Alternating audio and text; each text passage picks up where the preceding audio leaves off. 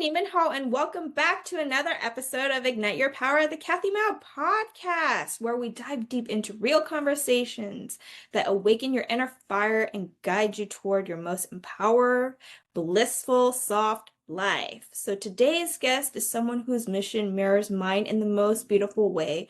We're both here to help women remember who they are and reclaim their power.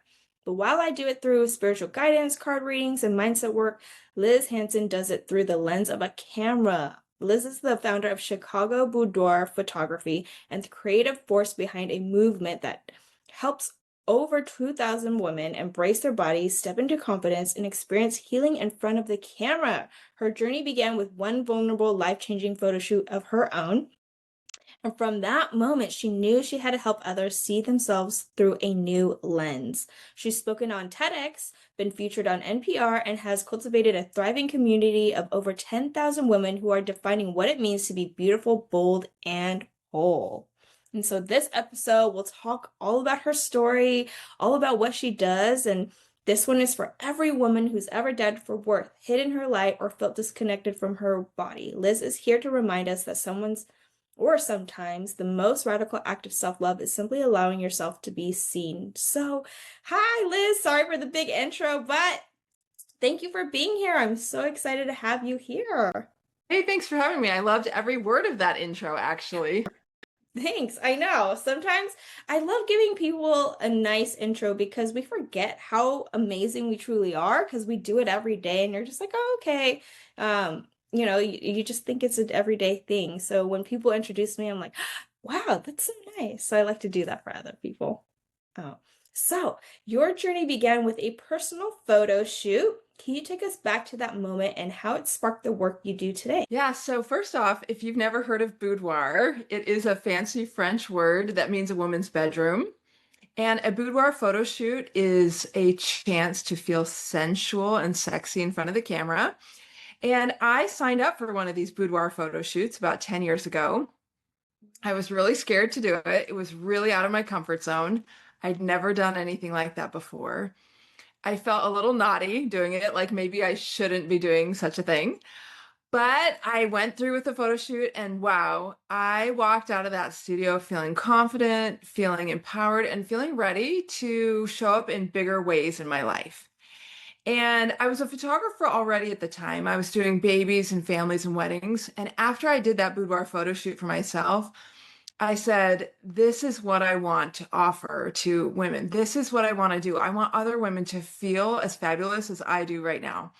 So fast forward a few years and I opened up my own boudoir boutique. The Chicago Boudoir Photography Studio is where I work and specialize in boudoir. And I have photographed more than 2,000 women there and just loved every minute of it. That's amazing. That's so awesome that one experience changed your life. And that's what I love having people have the opportunity to be more open-minded. So what actually got you wanting to do a boudoir photo shoot? Like, how did you hear about it? Or you just kind of was like, oh, I just want to step out of my comfort zone and just kind of feel different or get photographed differently. What was that? Yeah, so I'd grown up in a household that was like very conservative, and I had to internalize the idea that women should kind of stay in their lane, do what they're told, right? And I heard about a boudoir photo shoot and it really intrigued me. But I thought I shouldn't do something like that. Like that's not what good girls do, right? But the idea kind of kept banging around in my head, like, that would be cool, that would be fun. And I think my husband would really like it. So it was partially like to give a gift to him, but then also partially for myself to step out of my comfort zone and do something new. So this was about 10 years ago. Boudoir was new. It was just kind of hitting the scene. I feel like boudoir has become a lot more mainstream now. There's a lot of boudoir studios opening. But when I did this 10 years ago, I was the only person I know, like I didn't know anyone who'd done a boudoir photo shoot. I didn't know any photographers who were doing boudoir. And so it felt kind of, a little bit like out there. I didn't tell anyone I was doing it. Kept it a surprise. I gave my husband the album. He loved it. He thought it was the greatest thing that had ever happened to him. And so then I kept thinking about boudoir after that experience and eventually led me to opening my business. That's amazing. And when you were actually doing the photo shoot, and you talked about it, you were like, oh, it was a little bit uncomfortable. How did you actually go from feeling in the beginning towards the end of it? Did the photographer make you feel better or make you feel more confident or empowered? How was that process like? Absolutely. I was really nervous walking in, but as soon as we got started, I like my fears melted away. And that's what happens when women come into my studio as well. A lot of women, when they sign up to do a boudoir photo shoot, they think, can I really do this? You know, am I thin enough? Am I young enough? Am I this enough? Am I that enough? And what happens at the studio with me is that, like, I'm just with you every step of the way. It's a whole experience. You're going to plan 3 to 4 hours at my studio. So the first hour we do professional hair and makeup, and then we do a wardrobe consult and make sure that you wear fabulous things. Then you're in front of the camera for about an hour, and this whole time I'm with you, helping you, cheering you on. You are just the queen for the day in my studio. And my favorite part is that right after I take the pictures, before you even leave the studio, I will show you a slideshow of your pictures. The instant gratification is really fun. And also, I love women to see how gorgeous and beautiful they are without any Photoshop and without a filter. Oh, that's so beautiful. So you make them truly feel confident and be okay in their skin. And a lot of us are taught, especially women at a young age, to dress a certain way, you have to be a certain way, act a certain way. It's really wild to me. And so this is kind of stepping out of that and just being truly you. And being a woman is being okay with that sexuality of yourself or seeing yourself in that way. And I feel like when I grew up being a conservative family too, because I'm Chinese American, we don't talk about that stuff at all. We don't do anything like, you don't even speak about it. You have to dress a certain way and cover up.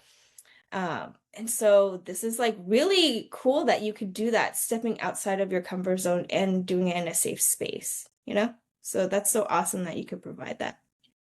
So, Yeah, my whole mission is to help women feel celebrated. I want them to celebrate their bodies. I want them to celebrate their lives, their journey, their relationships. And while you're at the studio, it is a celebration of you and who you are. And I believe that every woman deserves to be celebrated and to feel that. So, regardless of what you've inherited from society or from your family about what you should be or what you should look like, I want you to celebrate who you are now, today, because you are worth celebrating just as you are. oh, that's so beautiful. I love that. And we do need more of that in our world, like the encouragement of just loving yourself and having other people support you and truly loving yourself. Because I truly believe that loving yourself is the only key to happiness and success in your life or manifesting whatever life you want. So that's so awesome that you can do that. I know we both help women ignite their power in different ways, like what we just said about you, but what does personal power mean to you, and how have you seen it show up through boudoir photography? So, personal power, I think, is claiming something that is already yours. So, you don't need permission to have an opinion, to speak your voice, to show up. But a lot of women, we feel like we do. We feel like we have to wait our turn. We have to have someone allow us to do things, right? And I believe that every person, every woman is valuable just for being here on this earth, just for being alive, right? And there's nothing you can do to make that value go away. And there's nothing that you've done that makes you less valuable than you were before, right? You are inherently worthy and valuable. And so that's what I believe personal power is recognizing and claiming that inherent value and beauty that you already have. So when you come into the boudoir studio, that is the energy that I hope to bring to you. I want you to know and recognize and celebrate that you are wonderful just as you are. You don't need to change. You don't need to be different. Personal power doesn't mean you can't grow and learn, but it means loving yourself right now as you are today. I love that so much. I love that perspective. It really is. And what are some exercises or things that you think that has helped you change your mind shift into loving yourself truly and having that mindset of loving yourself today. Because a lot of us struggle with truly loving ourselves today, right now, right? The first thing that usually women do, for example, if we look in the mirror, is we criticize ourselves or criticize our body. We look for the imperfections, we look for all the not so good things about ourselves. So what has helped you get into changing that mindset to truly love yourself today? Because that's a hard, it's a hard pattern to break away, because most of us have been taught to look at all the negatives in life or about ourselves. For sure. And I think self-love and self-acceptance is a ongoing journey, right? It's not a destination. We don't arrive one day and be like, now I love myself, and then we're done, right? It's like an ongoing practice.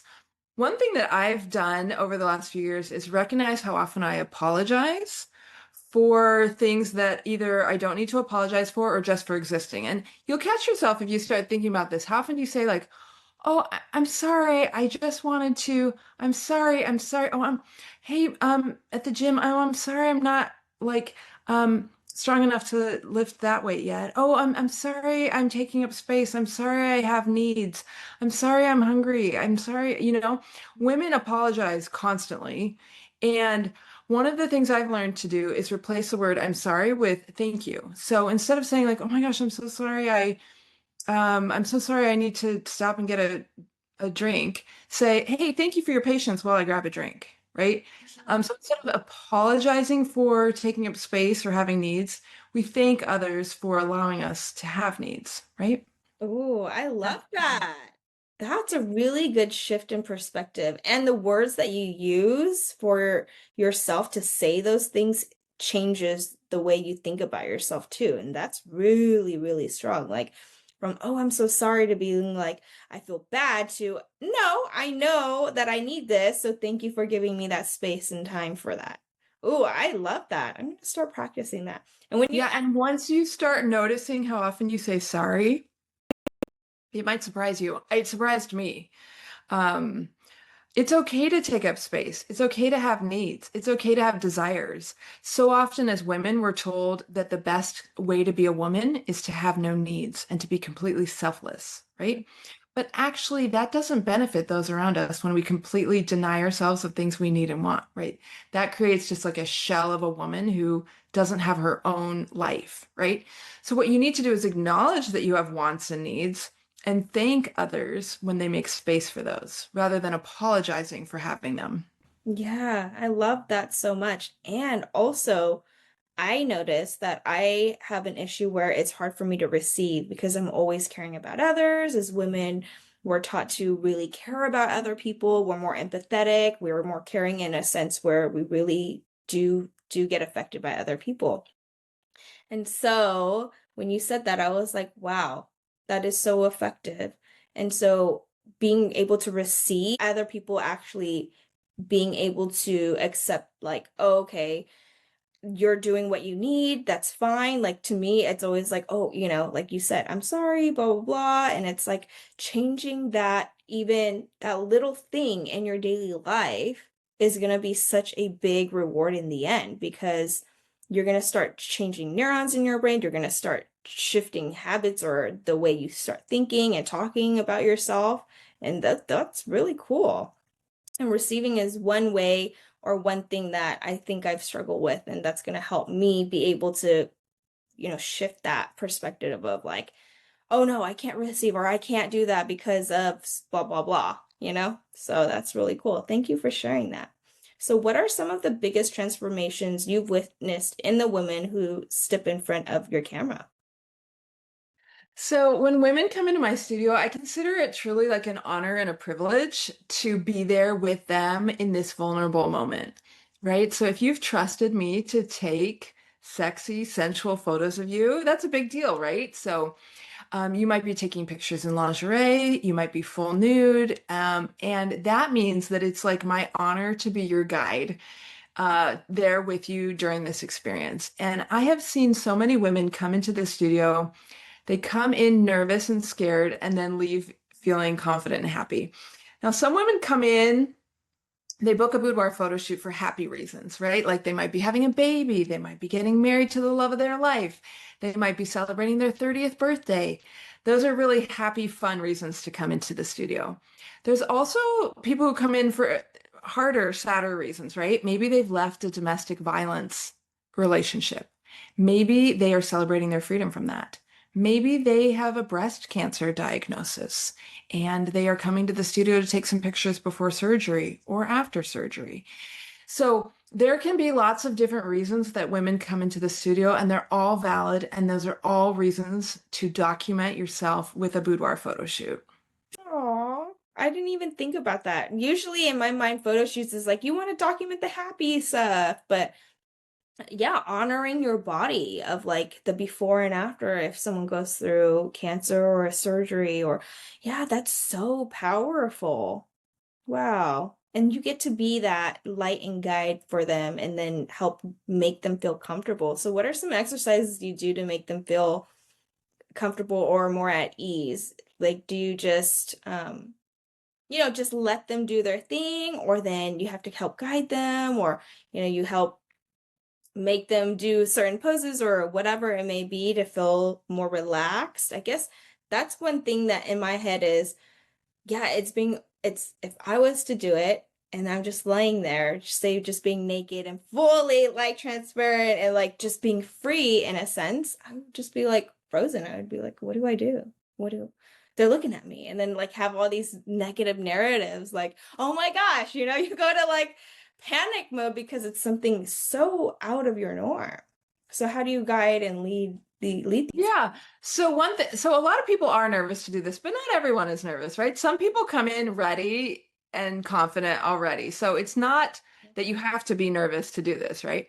But the way it works with my studios, it always starts with a phone call. So before you come into the studio, we're going to talk on the phone, and I'm going to find out why you are booking a photo shoot now. What does this mean to you now? What do you want to create together? Because every photo shoot is a unique experience customized to the woman. So we'll talk about what you want to achieve and wardrobe and backdrops and those kinds of things on the phone. And then when you come to the studio, it starts with 90 minutes with my beauty team in hair and makeup. So you're going to get glammed up with airbrush makeup and false lashes. And during that time, I have the chance to talk to you. So 90 minutes of conversation to find out, why are you nervous? What are your fears? What do you want to achieve? What are we celebrating, right? And I have some writing exercises and things that we do together during hair and makeup to get you kind of in the mood. And then after hair and makeup, we'll do a wardrobe consult. By then, I have a good idea of what you want and the feeling you want. So, are we doing like a pink fluffy robe? Are we doing dark black feathers? Are we doing candles, and are we doing a bridal veil? Are we doing a chainmail bra? Like, what are we doing? By this time, I kind of know where we're headed. So I'm going to pull some wardrobe items. I'm going to look at what you've brought. We're going to talk through it. And then when you get into the studio and we're actually taking the pictures, people always ask me, do I have to know how to do this? Do I have to know how to pose? And the answer is no. I'll show you exactly what to do, head to toe. I'll tell you what to do with your face. I'm going to cue you about how to look with your eyes. Maybe you're going to turn your face down and look down with your eyes while you put one hand in your hair. Maybe you're going to look up and give me a little laugh and a smile, right? I'm going to tell you exactly what to do and how to pose. And most people, even if you think you know how to pose, you don't. So I can see what I'm seeing through the camera. You can't. And so I'm going to lead you and guide you every step of the way. By the time you're in front of the camera, we're like best friends, and I'm your hype girl, and we are just having a great time. Oh, that sounds so fun. I really want to do it. When I'm in Chicago, I'm gonna go and find you and do it. Yes, girl, you have to come. Make a weekend out of it. Yeah, I really have to. I've been wanting to go to Chicago too, and maybe that's another reason for me to go out all the way out to the East Coast. That sounds so amazing. And having certain people that you trust in photography, being a photographer and helping, you're not just a photographer as well. You're like their friend. You're actually like a coach in a way where you're just helping them, guiding them, and having them trust in you. And that's a hard thing to do, to have people trust in you to be able to feel comfortable. And that's That's amazing that you can do that all in that one session and then with the call. So that's so cool. What actually got you into photography as a kid, though, in general? Like, where did that passion of photography come about? So, I'm old enough that when I was a kid, digital cameras weren't invented. It was all on film, right? And Mm. I studied art in college, but then I was a teacher for a while. And I picked up a camera actually. I had two little girls, so my daughters are now teenagers, but when they were little, I wanted to take pictures of them every second of the day because they were the cutest things I'd ever seen in my whole life. And so there was a neighbor friend of mine who was a photographer actually, and she showed me how to use a big camera, a digital camera with a lens for the first time. And I started taking pictures of my little girls, and I just really loved it. Started taking some pictures for friends, took a semester photography class at the local community college, and worked at a studio here in Chicago. I just kind of built it step by step. I've always been drawn to visual imagery, so art, paintings, photography. And I find the visual language just to be so powerful in capturing emotion. You know, I know some people feel emotion really strongly through music or dance or other ways, and not to put those down at all, but my language has always been visual. That's amazing. Wow, so you have two daughters. That's so beautiful. Would you allow your girls to do the boudoir photography like earlier than later, or would you suggest them to like be a little older and then really get into, I guess, loving themselves truly in that way? In my studio, I photograph women ages 21 plus. So it would be a few years out for my girls. But yeah, of course, I would encourage them to do a boudoir photo shoot when they're adults. I think it's empowering. I encourage women, do it in your 20s, do it in your 30s, do it in your 40s. Like a boudoir photo shoot doesn't have to just be a one-time thing. It can be something you do all along your journey because as you know, for women, like our bodies change throughout our lives. It's just part of being human. Your body is not going to look the same year after year. So do a boudoir photo shoot every year, every decade. I don't know, but yes, of course, I would love my daughters to do it. And I would encourage, if you've done a boudoir photo shoot before, do it again or come out and do your first one. It's a really empowering, fun, confidence building activity that I believe every woman deserves to have. Yeah, I believe that too. And that's why it's like a form of empowerment. And any way to promote empowering yourself, to start loving yourself truly is that's what I'm all for. You know, that's one of my missions, and our missions are the same, which is really beautiful, right? Empowering women to truly love themselves. But there's different avenues, and this is why I love having guests that come on to share their expertise and amazingness so people can be more open and hear different types of things that maybe one thing doesn't fit and then this thing does. And that's the thing that makes them change whatever it is to make them feel themselves feel more better or more them, right? And I truly believe that we all deserve to be truly us, like whatever that means to all of us. And right, it's a journey, like from where you came from your childhood to now, it's been a journey of self-love, self-empowerment. And I'm sure it's not easy because you said you grew up in a very conservative household. I grew up in a very conservative household. And so, how does your family think of you doing this now? I'm sure they're supportive, but in the beginning, were they super supportive? I have some family members who are super supportive. I have two sisters, and both of them have come to my studio to do boudoir photo shoots, and we had a great time. I do have some of like the older people in my family are very uncomfortable with my business, and I understand it. Boudoir, it's still a little bit taboo for women to celebrate themselves in this way. What I do can be taboo and uncomfortable for people. I understand that. And that's one of the reasons I think women should do this is because you're busting through some taboos, right? You're breaking some barriers down and saying, like, it is okay for me to do this. It is okay for me to celebrate my body.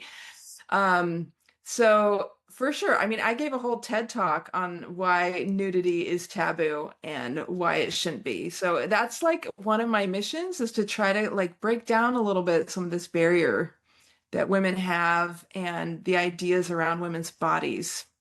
That's amazing. Yes, we're gonna get into your TEDx talk, which is so cool that you brought it up.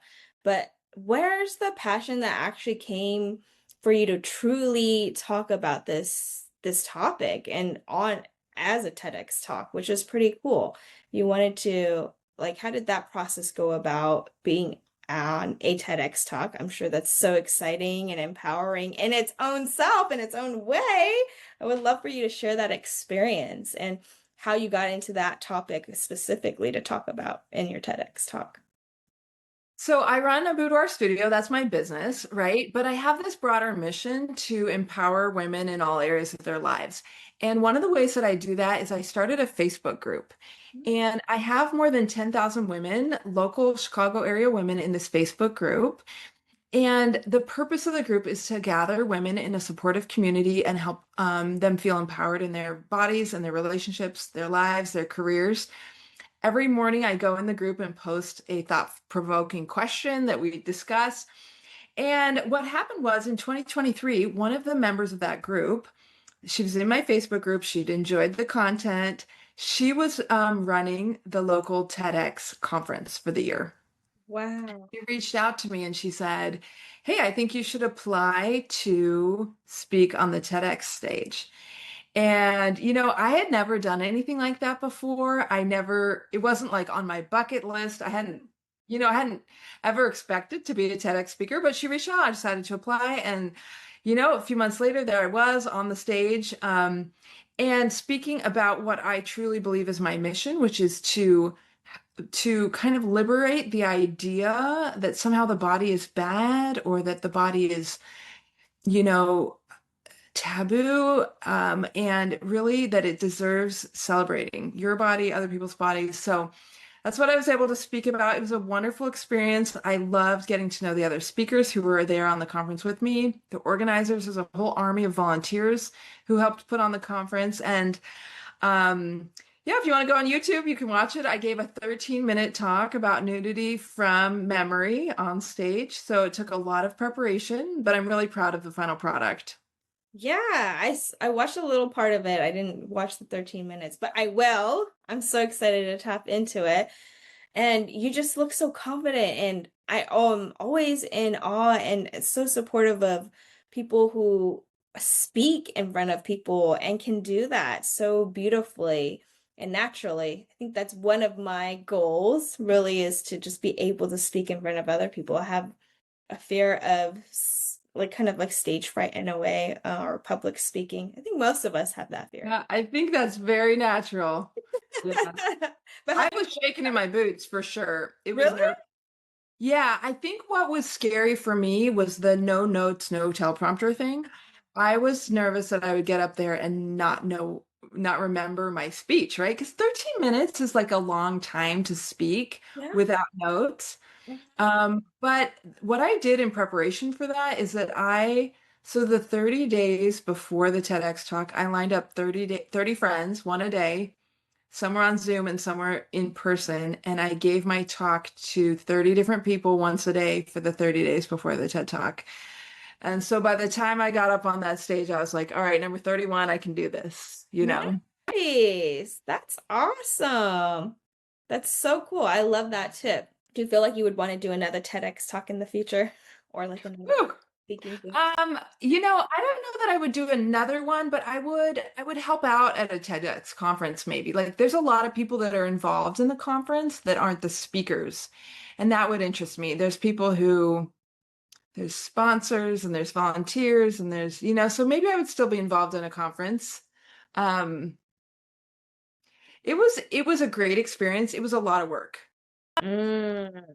Yeah, they make it seem like it's easy because like you just go up and you speak, but obviously there's a lot of preparation. There's a lot that goes into it, and not just standing up there and just speaking for that 13 minutes. Because 13 minutes of preparation of speaking, I'm sure you, like you said, you did months and months out before preparing for it. Yeah, and then you had to make the speech, and then you have to practice it, and then you have to make it better, right? And then and then like you said, you did a whole month every single day just practicing with one person. Wow. That's intense, but that's so cool. Thank you for sharing that experience. I was always just curious how it worked and how all of that really plays out because TEDx talks are very common now, more so than before. And I'm always seeing it and I'm always in awe of like, oh wow, these people are like just, so good and so fast. And it's awesome that I actually get to talk to a TEDx person that actually done one. So that's great. Yeah, so TEDx conferences are locally organized. So each TEDx conference can be a little different. I know I've talked to some people and they said, oh, at my TEDx, I had a teleprompter, or at my TEDx, I could say whatever I wanted. Or so my TEDx, my speech had to be approved by the coach, which was fine, but we worked together and there were some, back and forth as we went, depending on what they wanted me to say and how they wanted me to say it, what I wanted to say and how I wanted to say it. And then some TEDx conferences, they have a 10-minute time limit. Mine had a 14-minute time limit. So there are like variations depending on who hosts it locally, and how your final product will look in that way. Mhm. And things can even vary from year to year. So if you have a local TEDx conference that's been running for a few years, it may change also from year to year, the formatting and how they want it to go. Oh, okay. That's so fascinating. That's so cool. I didn't even know it was like a conference or something like that. As it just seems like they just put it on and then you just talk. But I guess, yeah, it makes sense that it's a Yeah, whole. it was a whole day thing. There was a lunch, there was meet and greet, there were corporate sponsors.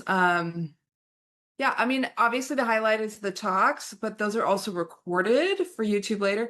I've since done since the TEDx talks, we've had a couple of what they call TEDx salons, which is they brought the speakers back for like Q&As, and we did one where we had like a body confidence activity that we did with the group, and so it was like elaborating on the ideas that we'd given on the TEDx stage and things. So depending on who's organizing your TEDx event locally, it might have those spin-off salon events as well, which have been really fun.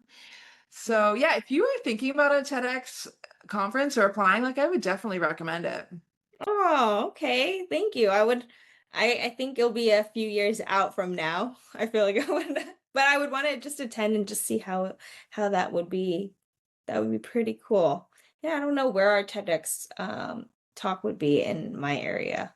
I'm in the Bay Area, so I'll figure I that bet there's a bunch. I bet out. Oh, there's a there bunch. is. Okay, I really, That's my guess. yeah, it should be because I mean the Bay Area. Why not? Why wouldn't there be? It's And another. listen, if there's not a TEDx conference in your town and you're listening, organize one. You can apply for a free TEDx license and organize your own event. What? That's so cool. Mhm. They've had them I mean, there have been TEDx conferences in prisons.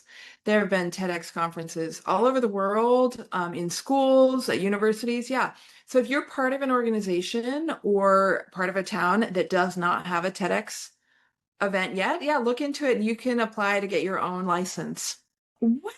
That's so cool. See, there's always a reason why, like, the universe brings us together, or this is why I always believe in that.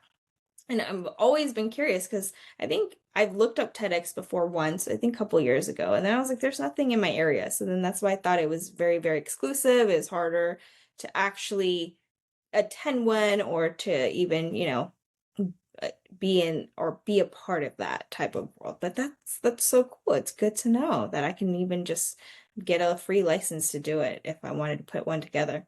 That sounds like a lot of work. It is. It's a ton of work.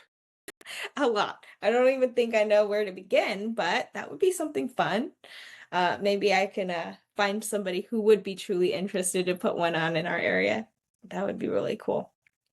But thank you for sharing that. That's really awesome. I think that's a cool experience to have. And that's something that I'm striving to do one day when I feel like I would be confident enough. Maybe the boudoir photography first and then like the TEDx talk, you know? There you go.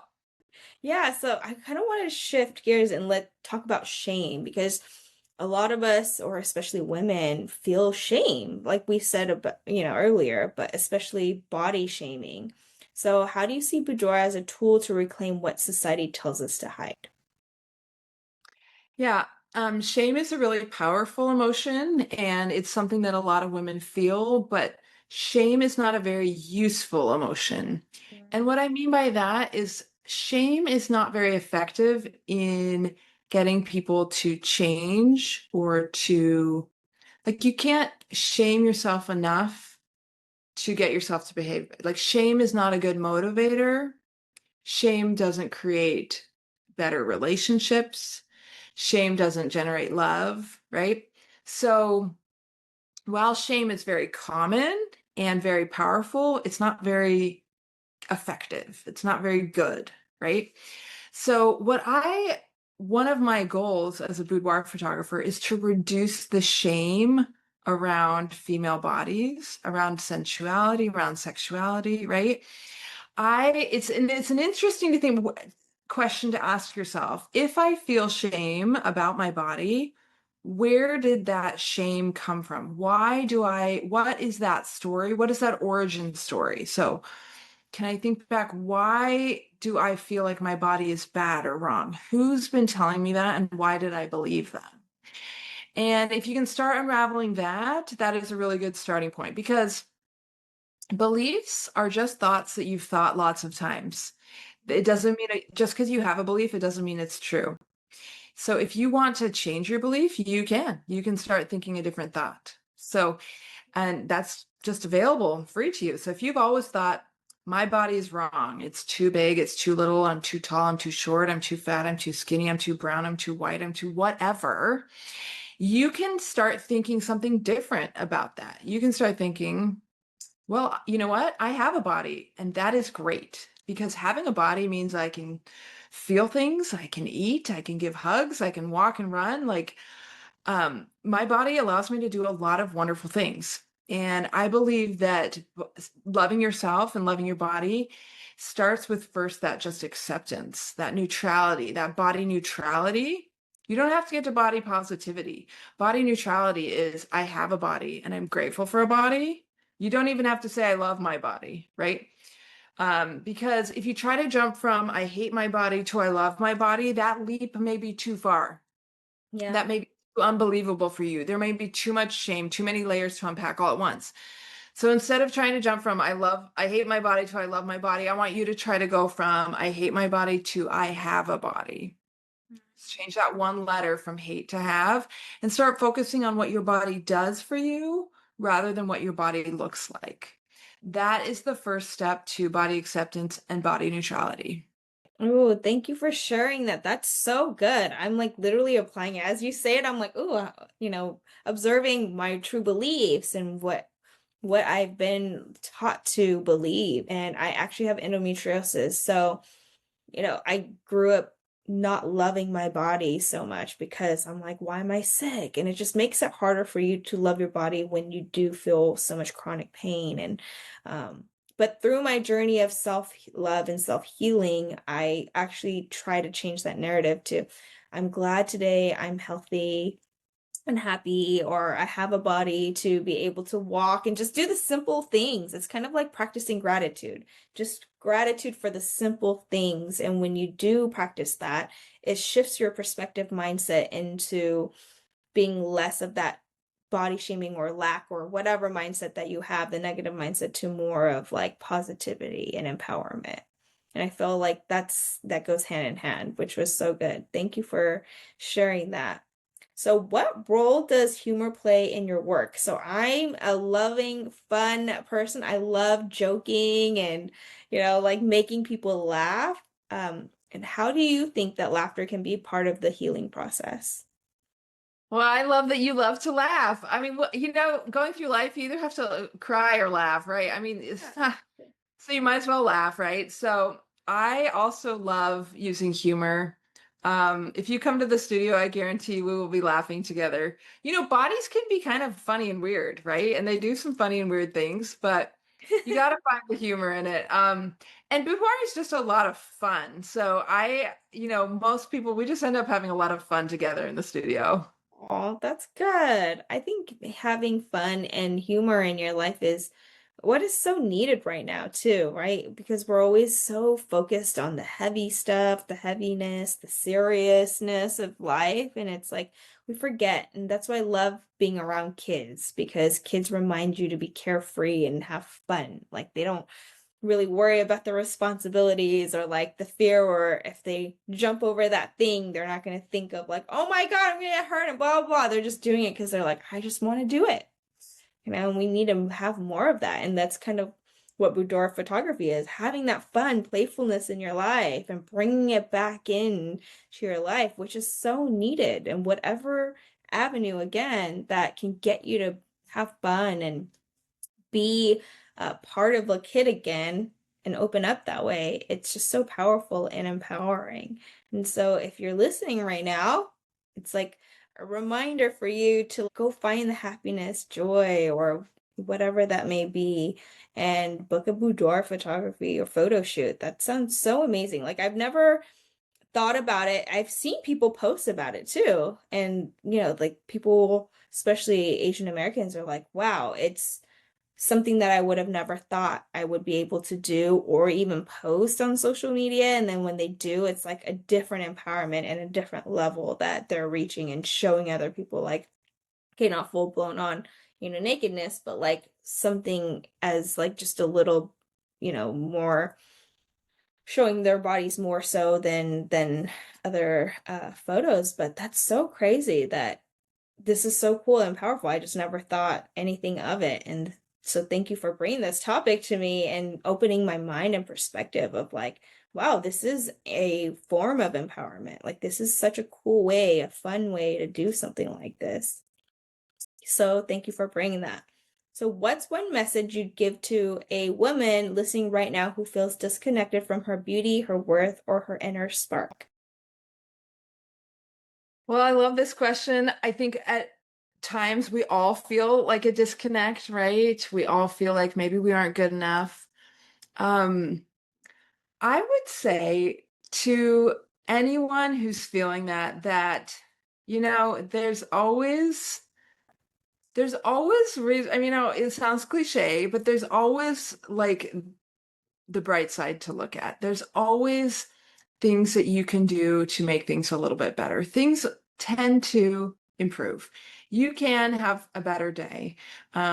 It's not as bad as it seems. Like I feel like I sound like a cliche robot right now saying things like this, but I love to talk to remember this when I think about the last time you held like a newborn baby in your arms, and it's just impossible to hold a newborn baby and not just like love and value that baby, right? And you were once that loved, valuable newborn baby, and you are just as valuable as you were that day that you were born. We hold newborn babies in our arms and we love them, even though they haven't done anything, they haven't achieved anything, right? I mean, a newborn baby has never had a job. A newborn baby has never had a boyfriend. A newborn baby has never lost weight. They haven't done anything, and yet we understand their intrinsic value and worth. And I believe that you are still that valuable today. There's nothing you can do or not do that diminishes that value. It still exists within you. You just need to find and claim that power. Oh, I love that. Thank you so much for sharing that. We do forget that.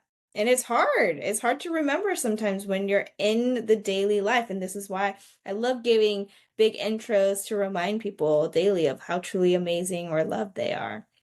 And you do that with your photography. I love that reminder. What do you think that shift, though, in our perspective of everyday life that we forget? Like what do you think that actually got us from being that newborn baby to like forgetting along the way, and then being this grown up of all these responsibilities of life that makes you less enjoyable, and I guess feeling less of who you are, right? It's kind of like you come from this beautiful innocent soul being, and then life kind of breaks you down into like a certain way, if that makes sense. It can feel that way sometimes, like that you've collected like a bag of rocks along the way. I think we also in some ways are becoming more of who we are as we age, not less. I like to think of life as like it's like a journey to becoming, learning and growing. It's not that for example, an oak tree is not the acorn anymore, right? But there's not really, so yeah, the acorn doesn't exist anymore. The acorn basically gets destroyed when the oak tree grows, but I don't think we're mourning that. We're not sad that the acorn doesn't exist anymore, that little acorn. We're just glad that this big, beautiful oak tree exists now, right? So as we grow and develop, yes, there are changes. There are parts of us that don't exist anymore. I'm obviously not a newborn baby anymore, but that's not a loss. That is growth, and we're becoming more who we were meant to be. Oh, I like that perspective. I guess sometimes in my mind, it's like most of us go through life and we forget who we are or who we are meant to be. And it depends on where you are in your life, obviously. But that's beautiful to see it in that sense of we are becoming who we are. But you have to have that self-development. You have to keep wanting to learn and grow. And some of us are far from that. And so I guess it's just a lot of self-reflection. Like, where are you right now in your life? And what are you doing to change it? Or what are you doing to actually get closer to who you're supposed to become? So it's a great perspective and a great way to think about. So if you're listening right now, do these exercises, start reflecting, sit down with yourself. What makes you uncomfortable? What are the belief systems that you believe about yourself? Are you shameful of your body? Are you, just keep asking questions of your why, right? Like why is it that you think this way? Or why is it that you feel this way? Just getting to know yourself, I think, is a very, very important and powerful tool. So thank you so much for being here, Liz. I loved your insight. I love your perspectives. I truly believe your mindset and what you're doing right now in the world is amazing and is so needed for women. Like, any way to support women to feel empowered or to feel more them, I'm all about that. So that's so beautiful. So last but not least, where can people find more about you and your work? Well, thanks so much for having me, Kathy. This has been a really fun conversation. The best way to get a hold of me is go to my website. It's chicagoboudoir.com. Boudoir can be a tricky word to spell, but it's Chicago and then the word BOUDOIR.com. So chicagoboudoir.com. And if you go there, I've got a free ebook and some free empowerment printables that you can get. So grab any of that, drop me a line. I'd love to hear from you. Amazing. I'll put all of that in the show notes below, comments below, and add in your Facebook group too. Give me that link because that's so cool. Like, you have 10,000 women in there. That's so inspiring, and that you inspire people every single day, which is awesome. But it was such a pleasure to talk to you, and I can't wait for people to learn more about you and your message. So thank you. Thank you, Kathy. It's been great. Thank you so much for tuning in to Ignite Your Power, the Kathy Mou Podcast. If today's episode spoke to you, inspired you, or reminded you of your own inner strength, I'd love for you to take the next step. If you're ready to dive deeper into your self-love, your healing, and the woman or person you're becoming, you can work with me one-on-one through my BS Life Coaching Program, or you're craving clarity and spiritual guidance, you can book a numerology guidance session with me. All the links to connect and work with me are in the show notes below. And if this episode served you, please share it with someone who needs this message today. Remember, you are powerful, you are worthy, and your soft, blissful life is waiting for you. I'll see you in the next episode, and don't forget to go and ignite your power and live the BS life.